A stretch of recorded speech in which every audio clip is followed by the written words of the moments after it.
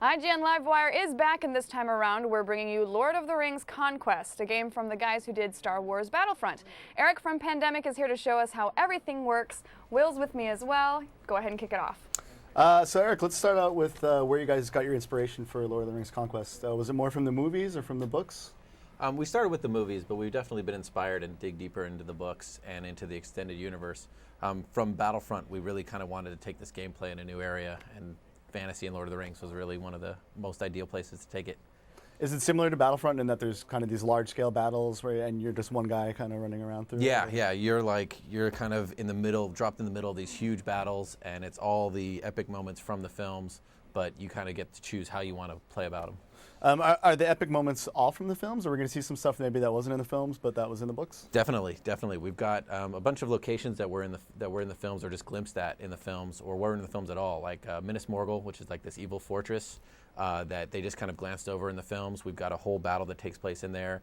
Plus, you've got Rivendell and the Shire as new places to run around and kill hobbits.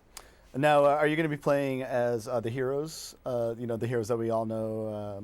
From the movies and the books, or are you going to be playing as some sort of secondary characters? You get to play as both, actually. You get to play as an officer in both the good forces and the bad forces, but you also get all the heroes. And I don't think there's ever been a Lord of the Rings game that has as many playable heroes as this game.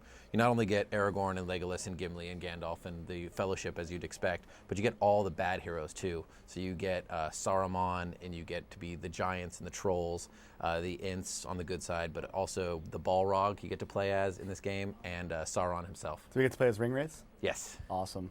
Well, let's talk a little bit more about actually the evil campaign, because that's something that people have kind of been interested in. How exactly is that going to play out? Is it basically going to be just that the evil side wins the war? Or? We kind of wanted to do something a little different for the evil side, so what we did is we rewound to right before the end of the films, and we kind of posed the question, what if Frodo failed? So he's right there about to drop in the ring, and he kind of had this moment where he's about to get corrupted, and the Ringwraiths are like trying to converge and stop him at that point in the film, and we kind of said, what if the Ringwraiths got him? So you get to play as a Ringwraith, you get to catch Frodo, kill him, take the ring, and deliver it to Sauron. And then it kind of sets off this huge evil campaign as if the bad guys failed at the end of the movie. And so we don't change what the events that happen in the film, we kind of extend it to an alternate ending. Are you going to get to go burn down the Shire or anything fun like that? Yes, you do. You get to burn down the Shire, you get to trample hobbits with Oliphants, you get to ride the massive Oliphants in the game, you get to trample them with wargs and stick them with swords and spears and launch them from catapults. Now, do you think that Lord of the Rings fans, both with the games as well as, but primarily with the books and potentially the movie, will have a problem with the fact that you have a potentially alternate ending? We've actually, our initial fan response has been really positive. People have felt like you've kind of gotten the Lord of the Rings experience before on a game, and we're still delivering that, but we're giving you also kind of letting you fulfill your dark fantasies of what you've always wanted to do in the Lord of the Rings universe as the bad side. So the Tolkien estate and New Line have been really supportive in kind of helping us fill out that kind of what-if scenario. Oh, so they did give the approval then, Tolkien's estate did? Yeah, they've been really excited about this. All right, cool. You guys, we had mentioned that you guys worked on the Battlefront series. Is there going to be a multiplayer aspect to the game? Can we expect to see some sort of big battles online and things like that? Yeah, we've got a lot of really fun battles and game modes online. We've got up to 16 players, network play, in a ton of different game modes. Conquest, where you're capturing control points, capture the flag, plus a bunch of new ones that are just for Lord of the Rings. We're talking about battles where everyone's trying to team up against the Balrog, battles where one player is Frodo and everyone else is a Ringwraiths, and you're trying to hunt down Frodo, and if you get to kill Frodo, you get to be Frodo, and the more points you get as Frodo, the more chance you have of winning the game. So we've got a bunch of different variations on the basic gameplay that we keep on expanding on. Is there a co-op aspect at all? Yeah, the entire campaign is playable in co-op and split screen as well. Is it jump in, jump out, or anything like that, or? No, you gotta. It's every mission is you started the mission, you play through it campaign, but you can play through on split screen co-op and network play co-op. Now, you ready to fire this up? Do we have? Yeah. Yeah, let's get this started. I want to see. So I think what you're going to see here is from the good campaign. This is the Battle of Minas Tirith. So the setup here is you're the forces of good, and you're trying to hold out until the forces of Rohan arrive in Pelennor Fields. So this mission takes place at night, and then we'll kind of go over the course of dawn. And the first thing you need to do is hold off these enemy units as they kind of come in and invade. Now, Sean's currently playing the warrior. He's one of our 4 playable classes. He's not doing a great job. Oh, ow. But as the warrior, you've got a wide variety of different weapons at your disposal. You've got your sword, and you've got a bunch of different melee attacks you can use, light, heavy, and medium attacks, and you can kind of chain them up. You also can build up energy and then use your fire sword attacks as modified attacks to do a lot more damage. But you have to make sure that you're moderating your energy, and the more you gain more energy as you fight more enemy units. He's also got an axe on his back for when he needs to take out a unit with a ranged attack. Although Sean's accuracy tends to vary on the axe. And, that was very polite of you. Thanks. We give him a lot more grief at the office. And he's also able to block in mid combo as well. As you can see, he has to deal with different situations with different classes. So now he's going to pick a scout, and like Battlefront, you can pick different classes at any time. So the scout is more of our stealth mechanics. He's got the daggers. He's got a lot more agile attacks. Invisible. He can also cloak, and he's not so good when he gets locked up or surrounded, but he can roll out of the way. And he has a unique way of taking out trolls, which is he can sneak up behind the troll and do a grab on him, and ouch, take him out that way as well. So each class plays a little differently and kind of caters to a different gameplay style. The scout and the warrior are for more of your melee fans, for your beat 'em up kind of fans. Mm-hmm. The archer and the mage are both shooters, and they play more like a traditional third-person shooter.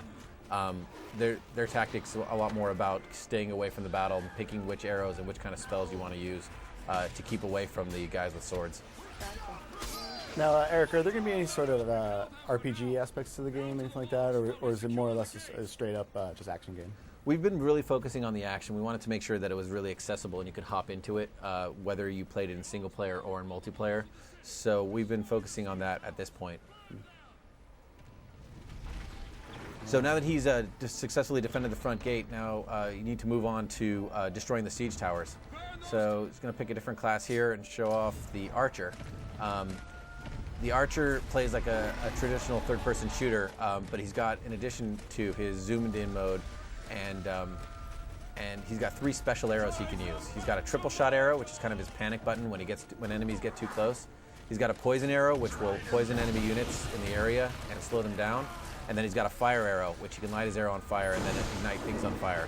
So for example, that siege tower, he can take it down. One way you can take it down is by lighting it with fire arrows.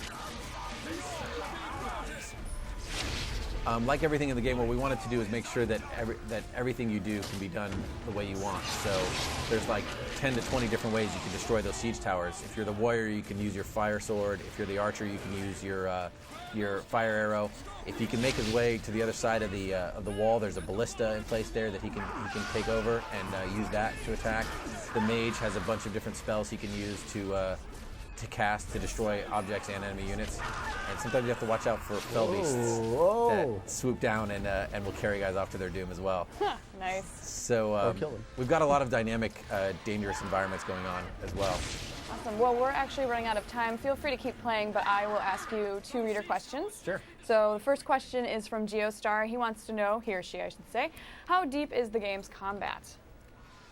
It's pretty deep, actually. We've got a pretty robust melee combat system in there and integrated it into a shooter. So we've got everything that you'd expect from a shooter and everything that you'd expect from a melee beat 'em up combined into one game.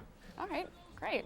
Anything additional to that you want to let over? Well, besides that, there's also a ton of secondary mechanics that get pretty deep too. You get to play as trolls and run around as that. There's a bunch of siege equipment like catapults and battering rams, and you get to ride horses and mounts, and plus all the heroes. So there's a lot of things to play with. There's a lot of stuff for you to do. Okay, moving on to the second question. Dr. Darkstrife wants to know, I read the game is going to explore outside the realm of the movies. What kind of new scenes will we get to experience? You kind of touched upon this a little bit, but is there anything else you could say? Well, I think the most satisfying thing in the Evil campaign is when you get towards the end, you're really kind of driving the forces of good back, and you get to play on Weathertop, in Rivendell, the Elven Fortress, and in the Shire. And as the Shire, you get to be Sauron and the Balrog, and you get to fight all the heroes of the Fellowship and defeat them. And you've never been able to really do that. You get to take down Legolas and Aragorn and Gandalf. That's going to be very satisfying that's impossible. feeling. I gotta admit, like, I'm going to Legolas. burn down the Shire. First thing, that will be the first thing I do. Awesome, well, thanks so much for that. More Lord of the Rings is always a good thing. LiveWire will be returning shortly.